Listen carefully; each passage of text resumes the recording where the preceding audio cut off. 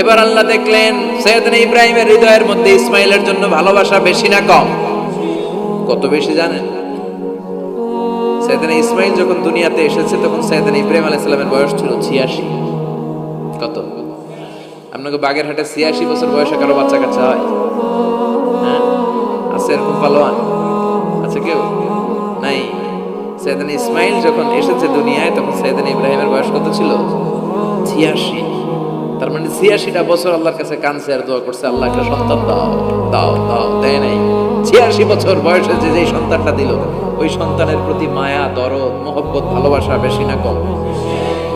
আল্লাহ দেখতে চাইলেন ওই ছেলের জন্য মায়া বেশি নাকি আল্লাহর জন্য বেশি? আল্লাহ ডেকে বললেন, ইব্রাহিম দেখি হৃদয়ে কার জন্য দরদ আর ভালোবাসাটা বেশি। যাও আমার সন্তুষ্টির জন্য 86 বছর বয়সে পাওয়া কলিজার টুকরা দুধের বাচ্চা ইসমাইলকে জবাই করে আমার খুশি অর্জন করো। জবাই করো, স্যাক্রিফাইস করো, আমার জন্য উৎসর্গ করো। এরপর ওনার ছেলের সাথে কি বললেন আছে না নাই?